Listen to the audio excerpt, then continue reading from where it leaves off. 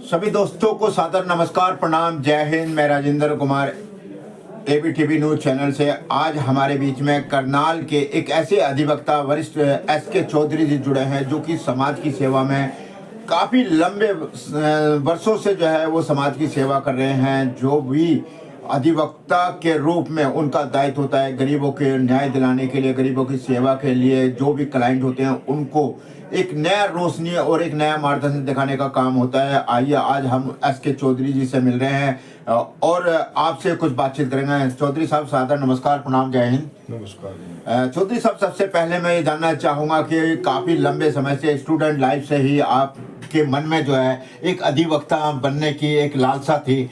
आज वो काफ़ी लंबे समय बीत चुके हैं, एक जीवन संघर्ष बीत चुका है, तो कैसा लगता है लोगों को? आप काफ़ी न्याय दिलाने का काम करते हैं, क्लाइंट आपके काफ़ी खुश रहते हैं हमेशा, और बड़ी ईमानदारी से जो आप आज भी अपने अधिवक्ताओं के साथ साथ जो है अपने क्लाइंटों को रास्ता दिखाते हैं, उसके लिए क्या कहना चाहेंगे? सबसे पहले तो मैं आप सभी को, पत्रकारों को और अपने साथी जितने भी हैं, नववर्ष की शुभकामना देता हूं। लोहड़ी की भी शुभकामनाएं दे देता हूं। और हमारा जो भी मकर संक्रांति का त्यौहार है उसके लिए भी हम सबको मुबारक देते हैं, शहरवासियों को।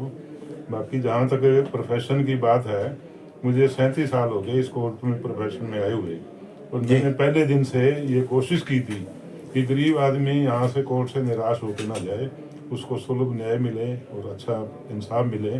उसके लिए मैंने अपनी पर्सनल लेवल पर भी हर तरह से कोशिश की। और जितने भी मेरे पे क्लाइंट आए हैं, मैंने उनको हर तरह से न्याय दिलाने के लिए कम से कम खर्चे में जो अफोर्ड कर सकते थे उसमें उनकी मदद की है, और हर तरह से वो यहाँ से सेटिस्फाइड होकर ही जाते रहते हैं। तो जब काफ़ी आप जब अपने क्लाइंट को खुश होकर के जाते हैं, लोगों के अंदर एक गुस्सा होती है कि एसके चौधरी जी की एक ईमानदार जो अधिवक्ता हैं, वकील हैं, तो आपको लगता है कि जो आपकी ईमानदारी आज भी एक प्रतिष्ठा, एक पहचान के रूप में पूरे बार एसोसिएशन में बनी हुई है, लोग आपको बड़े सामान्य रूप में देखते हैं, तो आगे का भी संघर्ष आपका ऐसा ही रहेगा क्या? ये जब तक आखिरी सांस रहेगी तब तक मैं लगा रहूँगा।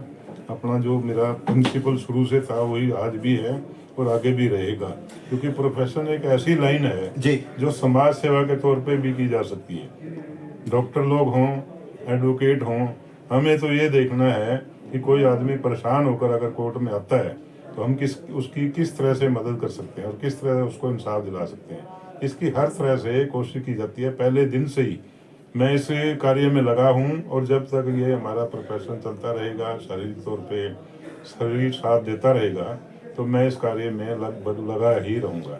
और हर आदमी को जो भी ज़रूरतमंद है, गरीब है, उसको इंसाफ दिलाने के लिए जितनी भी मेरी कोशिश होगी उसमें कोई कमी नहीं आएगी आखिरी सांस तक। अच्छा चौधरी साहब, मैं ये जानना चाहूँगा, जब जुडिशियल के पास में जब कोई आपका क्लाइंट जाता है, वो कई बार घबराता सा भी है, उसको ये लगता है कि मैं क्या कहूँ, तो उस समय एक एक जिम्मेदारी के जो पद होता है, जिम्मेदारी का वकील होता है, वो अपने क्लाइंट को कैसे जो है वो खुश कर देता है और किस तरीके से न्याय के साथ में अपना एक कानून के साथ में जानकारी लेकर के लड़ाई लड़ता है? ऐसा है कि जब वो आता है तो उसको ये होता है कि मेरे पास कुछ नहीं है जी, लेकिन जब वकील के पास आता है उसके सारे फैक्ट्स समझता हौसले है, बुलंद हो जाते हैं। तो उसको हम इतनी मोरल सपोर्ट देते हैं कि उसको ये लगता है कि अब मेरा वकील सक्षम है और वो मुझे न्याय दिलाने में बिल्कुल हर तरह से मेरी मदद करेगा।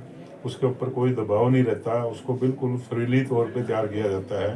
और ये कहा जाता है कि आपकी लड़ाई आपके द्वारा नहीं, हमारे द्वारा लड़ी जाती है, और हम आपको हर तरह से जो भी इंसाफ होगा दिलवाने की पूरी कोशिश करेंगे, और वास्तव में दिलवाते भी हैं। जी। अच्छा, एक चीज़ मैं और भी जानना चाहूँगा, क्योंकि नव वर्ष आ गया है और नव वर्ष में जो है बार एसोसिएशन करनाल के जो है वो चुनाव भी फरवरी के आसपास 28 तारीख के आसपास होने जा रहे हैं। तो क्या लग रहा है कि इस बार जो चुनाव पिछली बार से और उत्साह में होगा या क्या होगा? उत्साह तो हर वर्ष ही होता है, क्योंकि इलेक्शन जो है हमारा एक डेमोक्रेटिक राइट है, और हम हर तरह से वकील अपने अधिकारों की रक्षा के लिए प्रधान को बनाते हैं।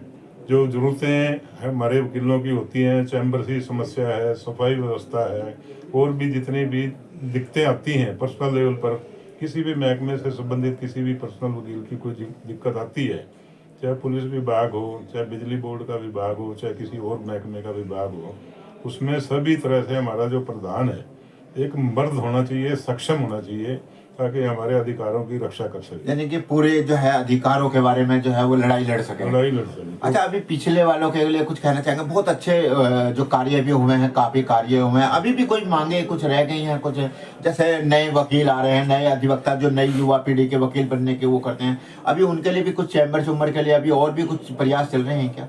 चैम्बर हमारे पास इतने आ चुके हैं, वो अपने आप में काफ़ी नहीं है जी। कम से कम 1500 के करीब वकील हमारे ऐसे हैं जो बिना चैम्बरों के हैं। उसके लिए हमारे जो भी नए मुख्यमंत्री जी बने हैं जी, हम कोशिश करेंगे कि हमारे जो भी प्रधान बनते हैं वो अपना इकट्ठे सहयोग से सबकी उससे वो जाके मुख्यमंत्री जी के पास पहुँचें और उसके पास अपनी फरियाद रखें, ताकि जितने वकील हमारे यंग वकील आए हैं जो इस प्रोफेशन में को सीरियसली करना चाहते हैं उनको उनके चैम्बर दिलवा सकें। और ये डिमांड पूरी हो भी सकती है, क्योंकि पिछले दिनों में जो जितने भी चैम्बर आज तक बने हैं सभी मुख्यमंत्रियों का सहयोग रहा है। शुरुआत चौधरी बंसीलाल से हुई थी, जिन्होंने एक हमारा कोर्ट कम्प्लेक्स बनाया। उसके बाद अपना चौटाला साहब ने भी हमें बिल्डिंग दी, ये जगह दी जिसमें चैम्बर बने हैं। हुड्डा साहब की तरफ से भी लिटिगेशन हॉल है, ये हमारा पुल बना हुआ है ऊपर से।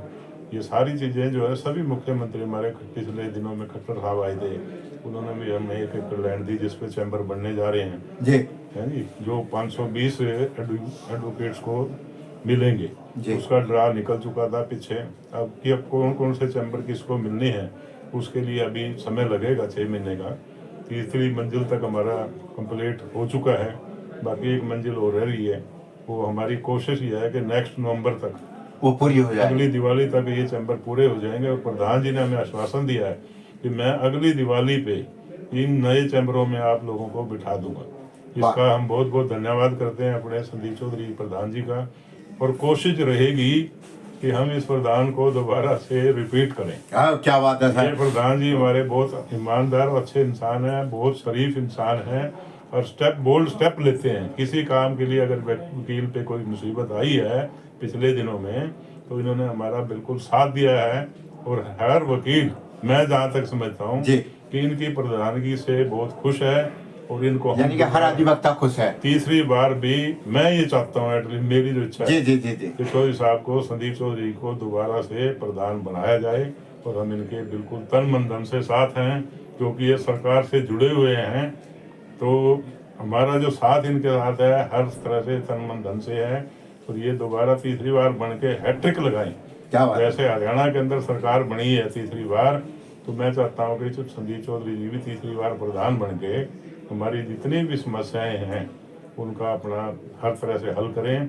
और हमारा उनके साथ शुभकामना है, सहयोग है और हम पूरी शक्ति के साथ चौधरी साहब को इस बार। अच्छा चौधरी साहब, जिस तरीके से आप बहुत सारी सामाजिक संस्थाओं से जुड़े हुए हैं, काफी लंबा समय आपका जीवन में समाज की सेवा में हो गया है, लोग आपको बड़े मान्य रूप से देखना चाहते हैं, तो क्या आपका भी कभी मन करता है कि मैं भी बार एसोसिएशन का चुनाव लड़ूं? मैं बार एसोसिएशन में 96 और 97 में उप प्रधान बना था जी। उस समय मैंने 1 साल के अंदर चीफ जस्टिस हरियाणा पंजाब को बुलाया था। और हमारी इतनी समस्याएं थी बाहर की, हमने उसमें पूरी हर तरह से कोशिश की थी। उसमें चौधरी बंसीलाल जी का मुख्यमंत्री बने थे, मैं उनके साथ भी एक्टिव रहा हूँ। राजनीति का तो मुझे बचपन से ही शौक था। अच्छा। आज भी मैं राजनीति में एक्टिव हूँ। और मुझे पिछले दिनों में कांग्रेस पार्टी ने लीगल ह्यूमन राइट्स RTI का चेयरमैन बनाया था, जो पद आज तक तो मेरे पास है। और मुझे पद रहे या ना रहे, मैं सेवा में लगा रहूंगा। पार्टी बेस पे लगाओ, सामाजिक स्तर पे लगाओ और एज ए एडवोकेट तौर पर लगाओ, हमारी सेवाएं तो जारी रहेंगी। वो हमारी काले कोर्ट के अंदर ही है, काले कोर्ट के अंदर वो परमानेंट है, जो हमसे कोई छीन नहीं सकता, ना हमें उससे पद मुक्त कर सकता है। सिर्फ भगवान का आशीर्वाद रहना चाहिए। जब तक सांस रहेगी हम हर तरह से लोगों की मदद करते रहेंगे और खास तौर पर गरीब वर्ग की उनको इंसाफ दिलवाते रहेंगे। और मैं चाहता हूँ कि ये जो नया साल है ये सबके लिए मंगलमय हो, सुखमय हो और सबको परमात्मा हर चीज़ दे जो उसकी इच्छा है और जो उसके लिए कर्म करते हैं। अच्छा, चलते चलते मैं जो हमारे करनाल के अधिवक्ता है, बार एसोसिएशन के अधिवक्ता हैं, और आपके क्लाइंट हैं और जनता है, उनके लिए कुछ संदेश देना चाहेंगे और नववर्ष की भी शुभकामनाओं के साथ मैं क्या नव वर्ष संदेश की देंगे? दोबारा शुभकामनाएं देता हूं सभी साथियों को, सभी एडवोकेट भाइयों को और हमारी जहाँ की जनता है, जितने भी करनाल कोर्ट में लोग आते हैं। और ये चाहता हूं कि सभी अपने काम को अच्छे तत्परता से करें, ईमानदारी से करें। सफलता आपसे बिल्कुल दूर नहीं है, सफलता आपके चरण चूमेगी।